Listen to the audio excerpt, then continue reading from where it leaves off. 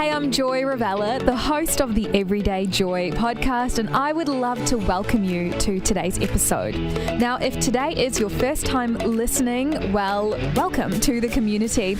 And if you've been listening for a long time, I would love for you to leave a 5-star written review. That really helps others discover this podcast when they're searching through, trying to find the right one for them. Today's episode is a special one. We really do dive into some deep thoughts and topics. I hope that you can engage with this, open your heart, and allow God to speak to you through Joe's story. Let's get into today's verse. Romans 12:15 from the Message Bible. Bless your enemies, no cursing under your breath. Laugh with your happy friends when they're happy. Share tears when they're down. Get along with each other, don't be stuck up. Make friends with nobodies, don't be the great somebody. Once again, the lovely Joe Chapman in studio here with me. Joe, I love your laugh. I actually love to laugh. You have an iconic laugh. You know that, right? No. Yeah, literally, I will hear you because we're sitting in the studio. I usually do the afternoon show on 89.9 The Light.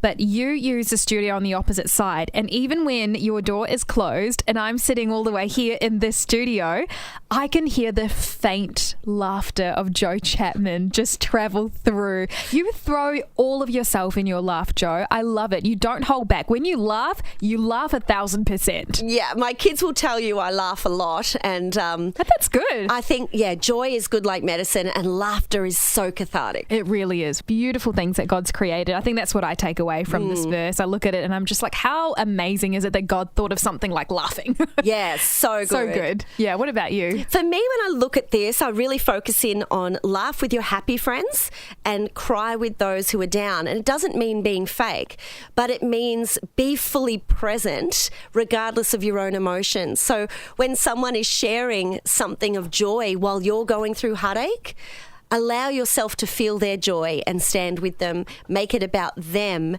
not your own circumstances. Not easy to do, but powerful when you do it. Oh, 100%. I think we've all been that friend who has either had to hear really good news when you're going through a difficult time, but we've all probably experienced sharing that joy with someone and having them reciprocate it, and then later on you find out that they're going through all of this stuff, and your just respect and value for that person just goes through the roof because you're thinking, even in your sorrow, even in your difficult times, you could still celebrate with me. Yes. Yeah, it says a lot about a person. It does, and it is a powerful life-changing moment if you can fully activate that presence of joy or intentional compassion when it's needed. I'd love to dig into that a little bit later on today's episode, Joe. But what does this verse tell you first about who God is or what matters to him? Oh, to me, this verse is quite simple in some ways. I really see that when I'm happy, God is laughing and God is joyous. But equally, when I'm curled in a ball crying on days where I'm absolutely distraught, God draws alongside me, and I'm sure in compassion sheds a tear for the loss that I feel or the hurt and the pain. It's being fully present with a person, and God is fully present in every moment of my life. And I think God really does set a phenomenal example of how we can engage with people and not allow our own emotions or our own stuff to get in the way. I've had the pleasure of having a few coffees with you, Joe, and you are an expert at being able to be there in the moment with me. But I actually really struggle with this. When I go through things in life that aren't easy, it is just overwhelming. I really struggle to be present with other people. Or I do this horrible thing and I know it, and thankfully I think I'm a little bit better than I was before, but I kind of wait for my gap when I can say, well, let me tell you a little bit about what's going on for me. And I know that about myself, and I really want to work on it. And for anyone else who knows this about themselves, what would be your thoughts around that? I would say that's a very common human situation. When someone shares they're going through something difficult, you immediately want to say, I agree. I've also gone through something difficult. What we unintentionally do is remove the attention from that person to ourselves. Now, there's nothing wrong with identifying by story, but always pivoting back. But the thing that I would say, and I've been through this in a very big way, I'm happy to share that in a moment. The thing that I would say to anybody, when you've got a friend who says, I'd like to meet you, I'm going through something wonderful, and you're going through divorce. Let me just say that for an example. It's a decision. It's like love is an emotion, but love is a decision. Connecting with someone in their joy or pain isn't a matter of your emotion. It's a matter of your intentional, powerful decision.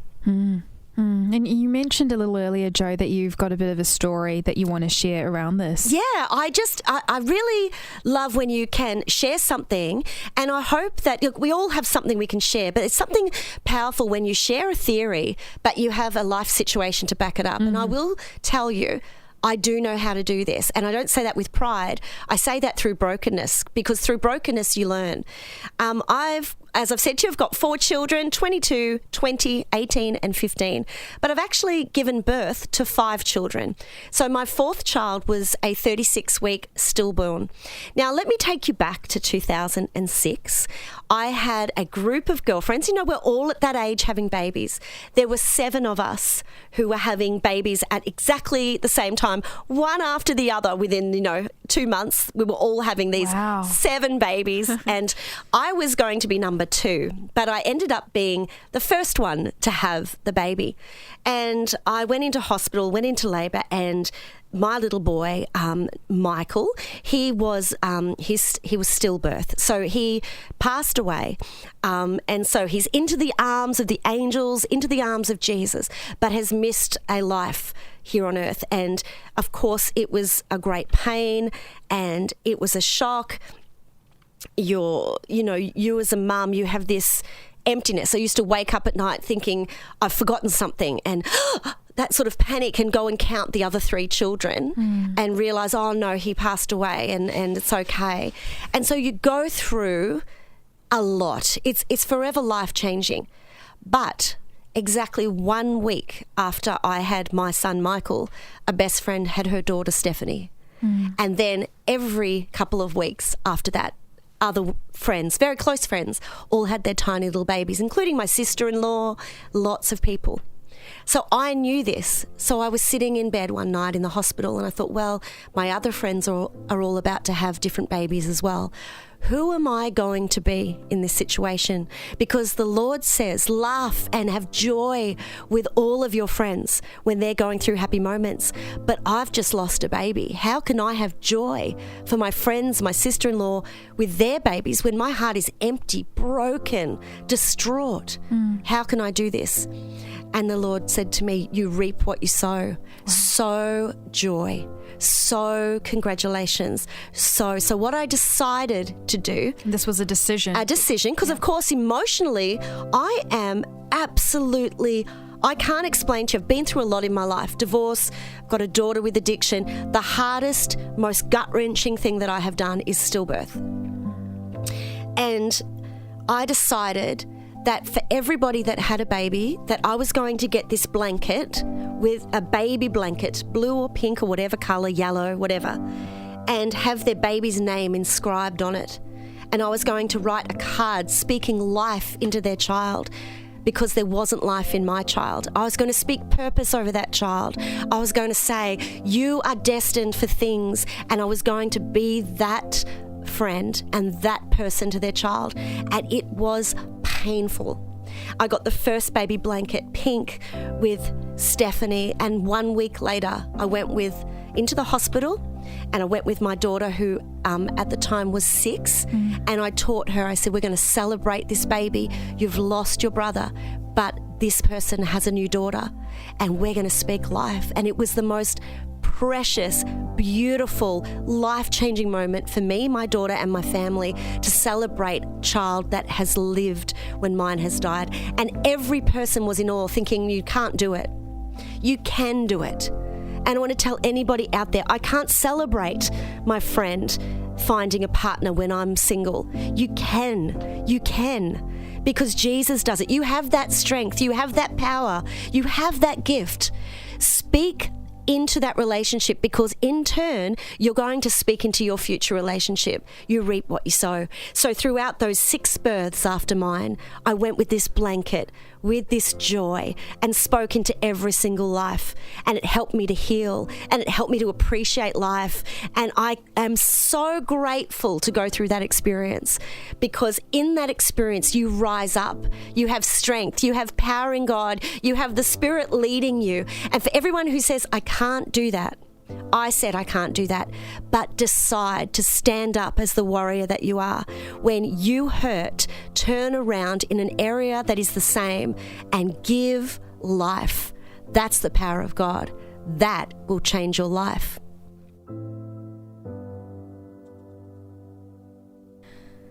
Today's episode on the Everyday Joy podcast, I think, is one of those ones I will continue to reflect back on, because in the best possible way, it challenged me. And maybe it challenged you too. I think about the impact Joe's decision to celebrate the other children, their births, that impact it would have had on all the mums' lives. The way they would have been inspired and taken one step closer to Jesus through Joe's decision to follow Jesus in that moment. I think about how Joe's daughter would have been impacted by watching her mum do this. I think about the children themselves, all grown up now, and knowing that their Auntie Joe loves them and sees them as human beings and a gift from God, rather than a reminder of what she missed out on. I also think about today, all of you listening right now who have been impacted by Joe's story. Joe's one decision in that hospital room all those years ago has created a powerful ripple effect, perhaps impacting your very life today. I want to read out today's verse one more time. And I would love for you to make a decision today to choose to live this out next time you engage with a friend. Romans 12:15. Laugh with your happy friends when they're happy. Share tears when they're down. Get along with each other. Don't be stuck up. Make friends with nobodies. Don't be the great somebody. Well, that wraps up today's episode of the Everyday Joy podcast. What a special one it was, and I cannot wait for tomorrow. Catch up then.